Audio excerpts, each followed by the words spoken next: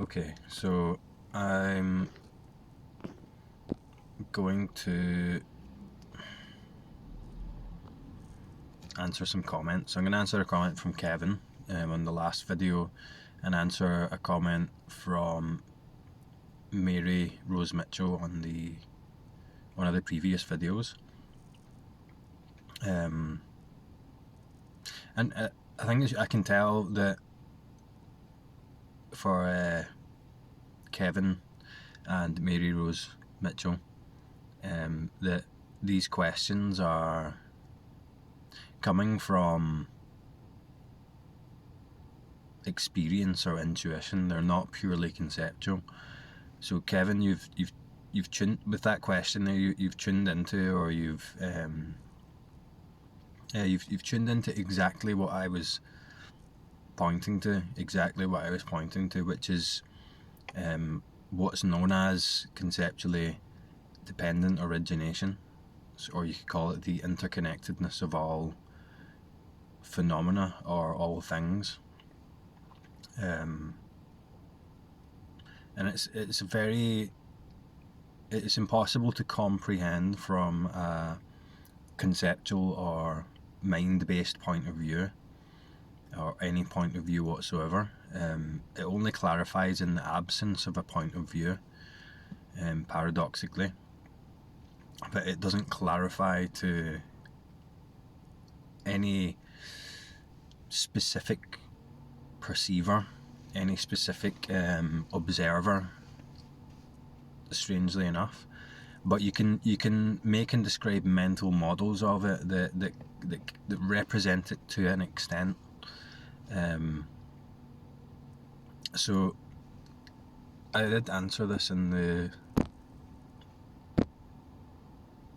I'm going to read this answer. I prefer to answer spontaneously through talking, but I'm just going to read this answer. Read the question first. So Kevin says, "Thank you, David, for this profound description and all of your other videos as well. One mundane question. As the relative world has rules, regulations, ethics, etc., and since there is no person in control, is it correct to say that all these worldly constraints are managed without intervention or second thought?"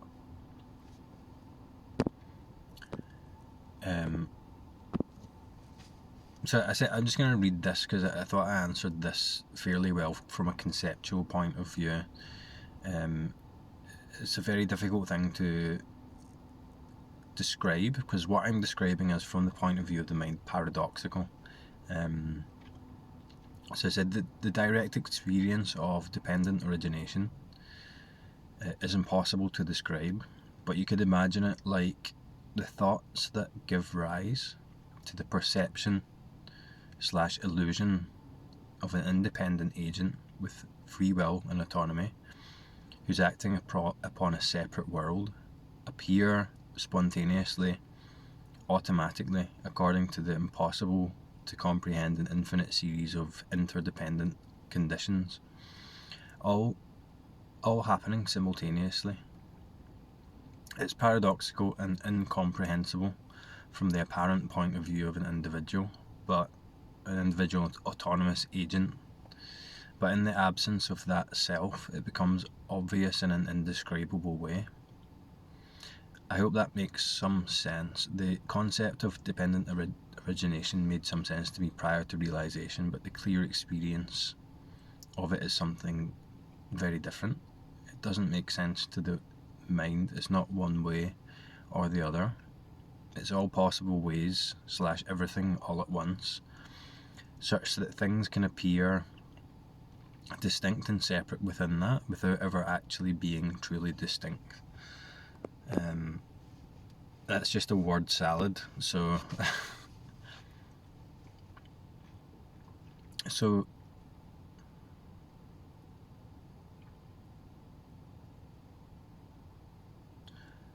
what gives rise to the illusion of autonomy, the illusion of this independent entity exerting its will, and then that will having a causal effect before and after on your actions, your thoughts, etc. So you acting upon the world is a process that happens in mind, and it follows along, you could say. It follows along with what's actually happening. You could say after. It creates the illusion that my thoughts, my will, my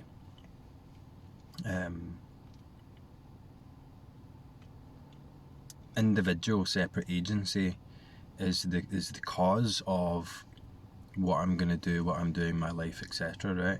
I'm not saying that there isn't free will. I can't make that statement and it be true. I'm trying to describe something that is paradoxical.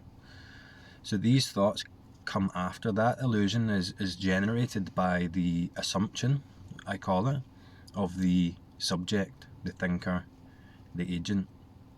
When we see through that subjective position in thought, we start to break that illusion.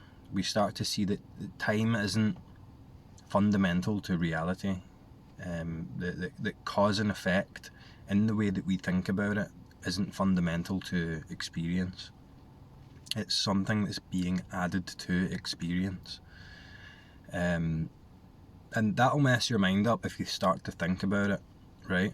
But I would describe it like when you've proven to yourself that thoughts appear apparently of their own accord, out with your control as the thinker, what I'm describing starts to make a bit of sense, right? Thoughts appear from who knows where and disappear into who knows where.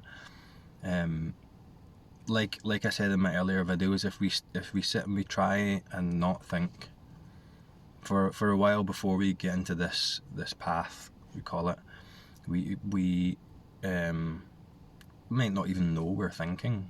But when we sit and we consciously focus on the experience of thought, and a thought comes up that says, an intention comes up that says, I'm deciding that I'm not going to think for the next hour or whatever,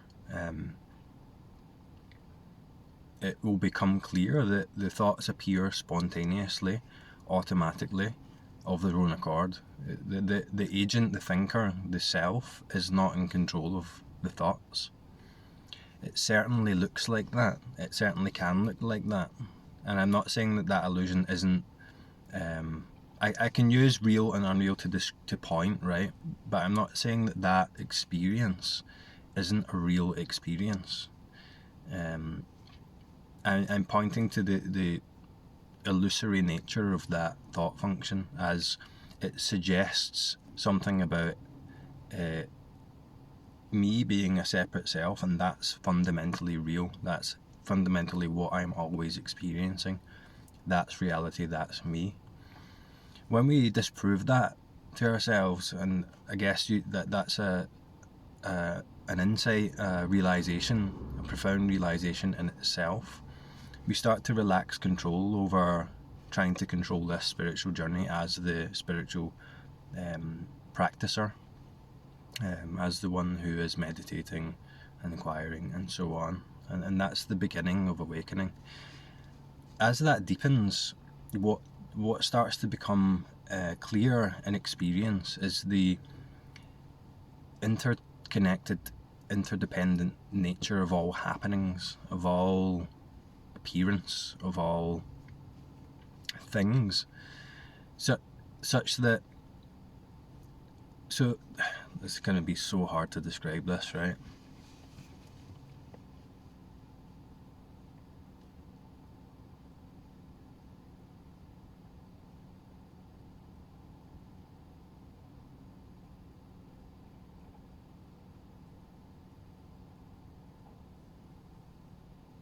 I guess, right, I'll make a wee model of it, right? So if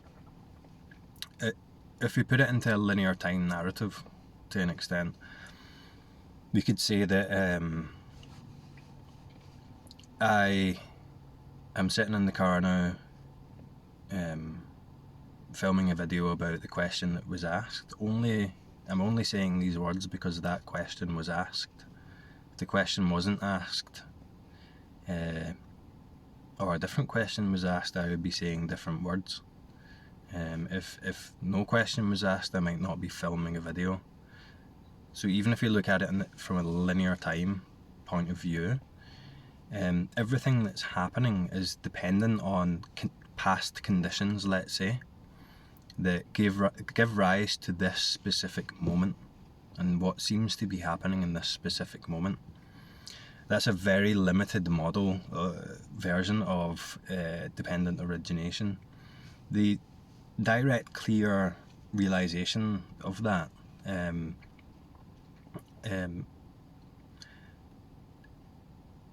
it's spontaneous, it's immediate, it's all happening as this at once. So all of the conditions of the entire universe give rise to this one moment, this one movement, this one happening, this one life, all the sensation, and it becomes very visceral. When this is realized, it becomes physical, it becomes really physical, it's no longer conceptual whatsoever. So I move my arm, and the arm moves as the entire universe. My movements, my being, my body, these words are the result of the impossible to understand interconnected conditions of the whole universe conspiring together into this one moment. And the direct realization of that is miraculous. It's a miracle. So every moment is fascinating.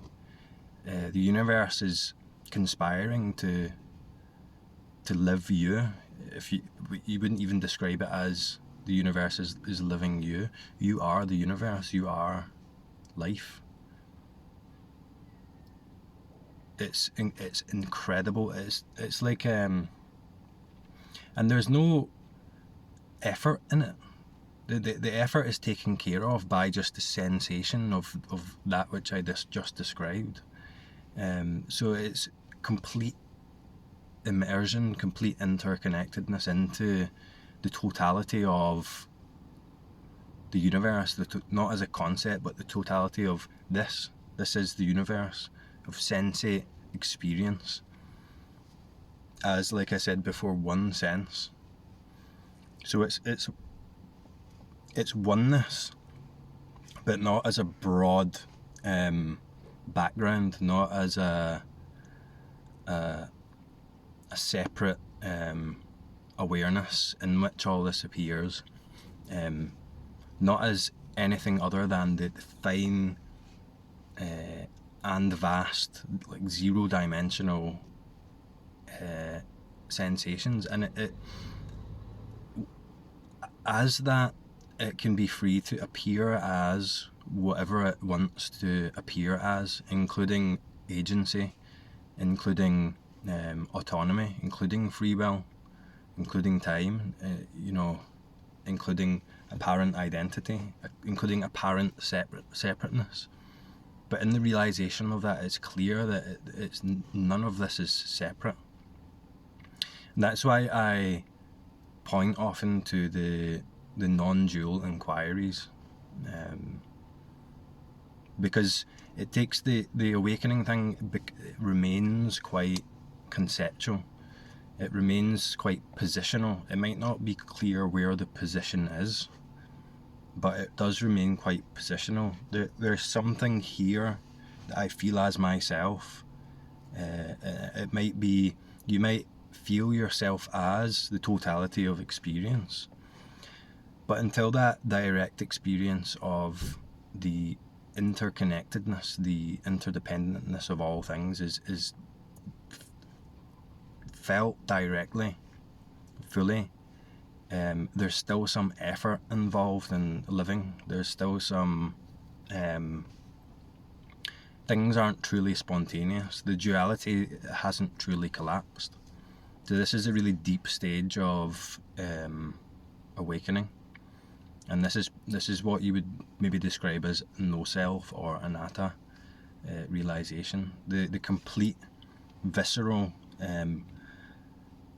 loss of that tendency to step back from any of this, all of this, as something in it, or something behind it, or something separate from it, that has to exert effort to understand it or comprehend it or do something about it. There's an urgency there. It can be felt that this isn't truly free, to some degree. So that's my best bet of trying to describe it. It's a very difficult thing to describe. The thoughts are made of it. All the conditions of the universe give rise to the thoughts that create this illusion of duality, that create this suffering. There's nothing separate from anything. It all is this. It all is it. It all is the universe or life or whatever you'd like to call it. So that when you move through the world moves itself. You are the world, but that language again fails. Everything is moving, dancing with everything simultaneously, immediately. And it's just incredible. And we've been ignoring this for so long by adopting this disassociative position as something separate from this, and believing it, that I am my own thing separate from this, and I have to find my way in this world. So it means that it covers everything. Nothing is excluded. So we no longer have to resist something called duality. We no longer have to deny something called a self. Anything can be anything, and it doesn't matter. Although there is a relative deconstruction that happens across a relative timeline as a kind of narrative on the way out of that position of identification. So that's why I'm not too keen on the radical or uncompromising non-dual message, because it doesn't address a lot of the parts of this journey for the relative character. It goes straight to the end, and it can easily become conceptual, very easily.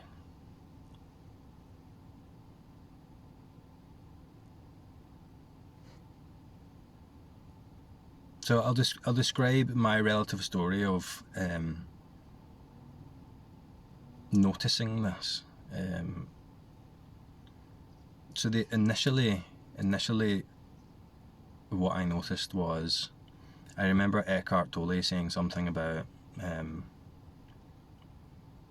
when you appreciate a flower or a plant, the plant doesn't have eyes, and it appreciates its own beauty through your eyes. It looks at itself. So then that started to soften this point, this center point, this barrier in my own experience. So I'd be looking at things and I'd be almost feeling them rather than looking out from this point of view. It was like the plants, let's just use the flowers because there's flowers over there, were looking at themselves. So that really kind of stalled the mind up a little bit.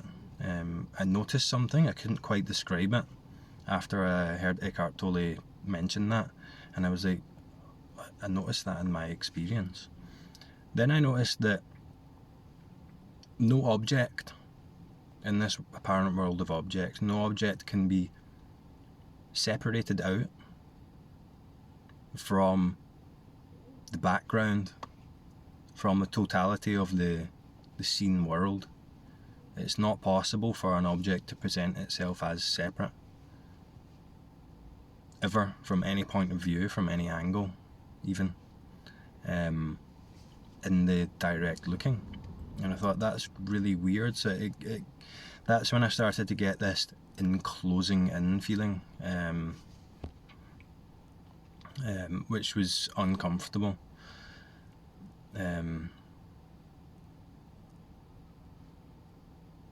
The whole thing collapsed when I then looked back, or you can't really look back, but then there was this feeling of looking out, and it had a tension in it.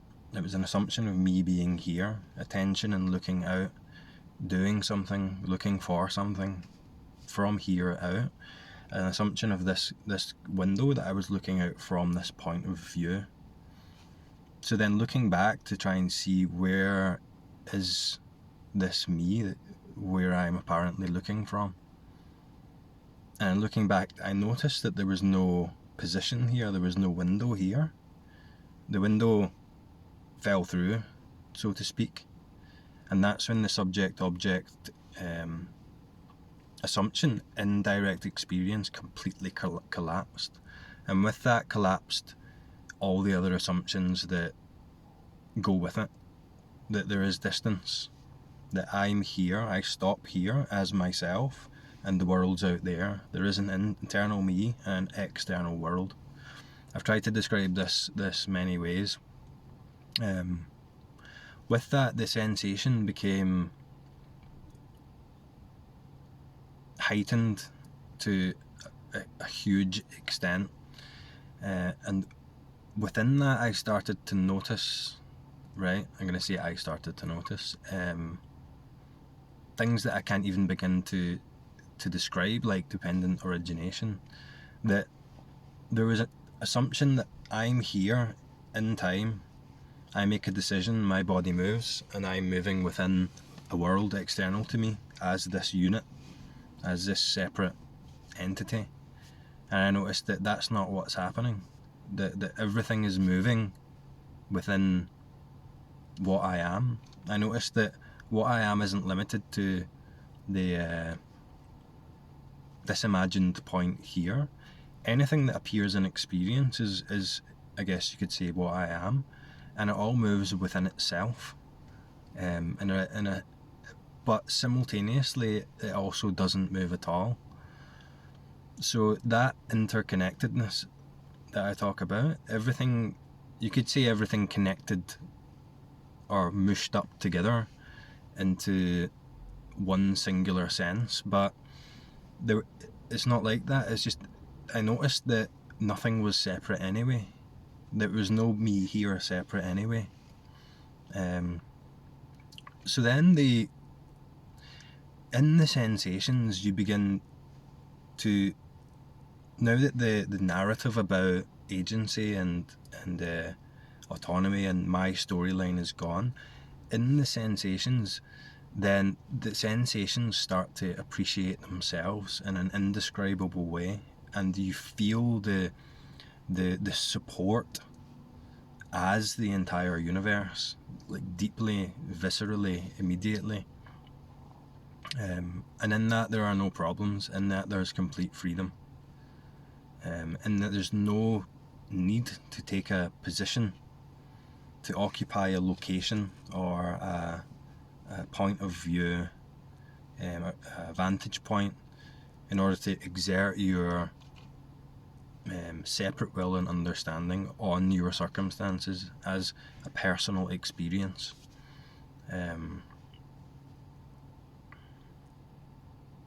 I don't often talk about the anatta, no self thing, because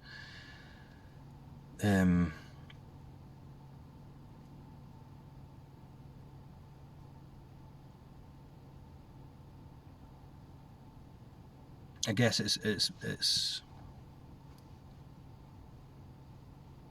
not something that you can clearly describe in language, and you know the initial awakening, the language is very similar, but it's much more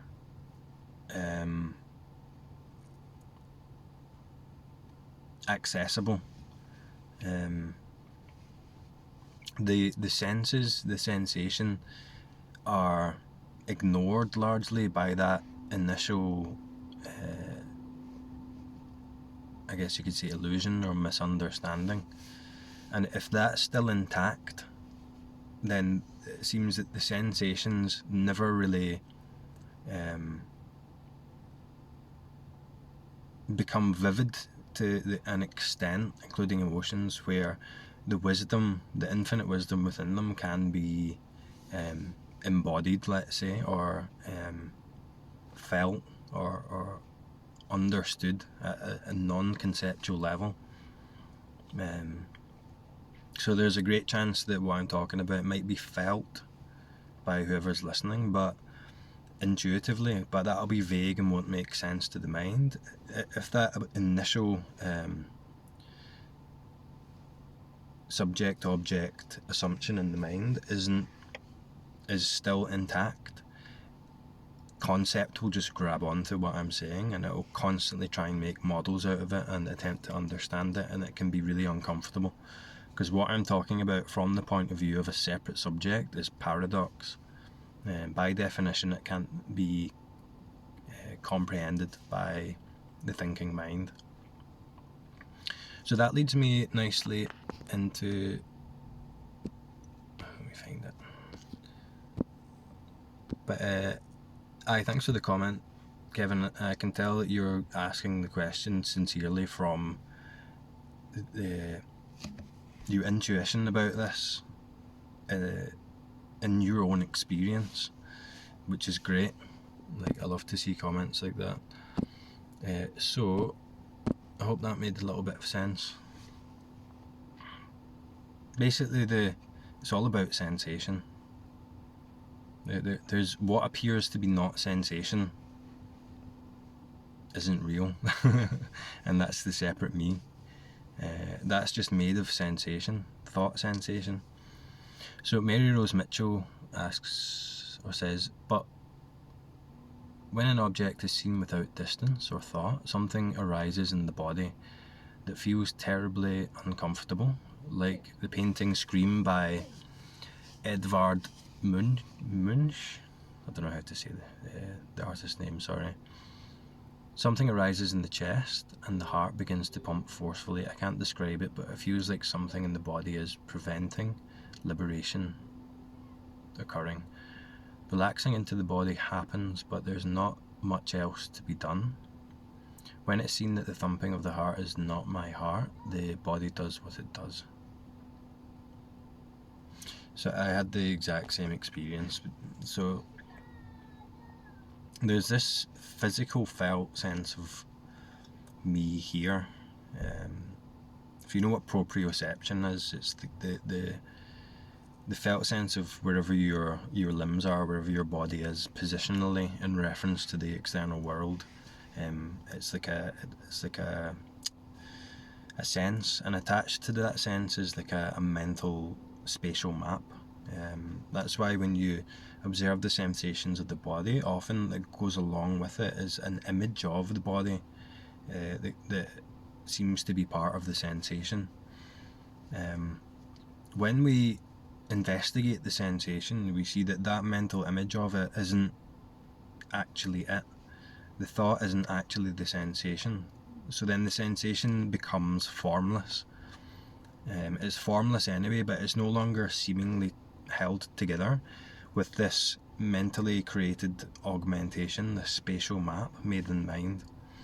And the body seems to interpret that as I'm dying or danger, or it goes into a kind of fight or flight response because it's losing its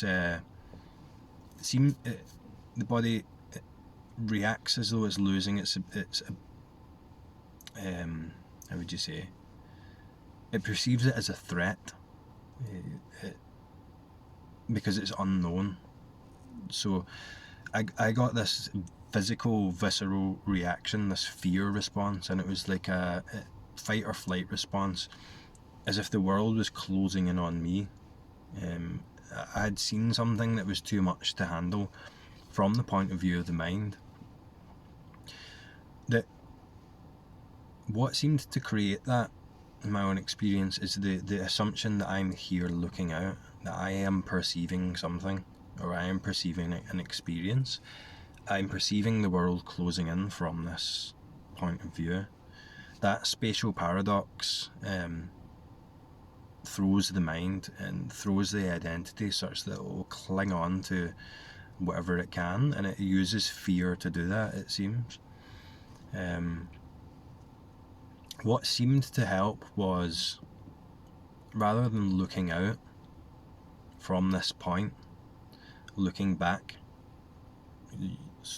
so to speak, or looking from the outside in. So then you're questioning this assumption, this directional assumption of me looking out at a world as the practicer, the meditator, experiencing something paradoxical occurring in the senses. And nothing's changing. The constructed assumptions about the nature of reality that we use to stabilize ourselves, make ourselves feel safe, like we're in control, are just falling away, you could say, or are being seen for what they are from no particular position. So that comes with a fear response.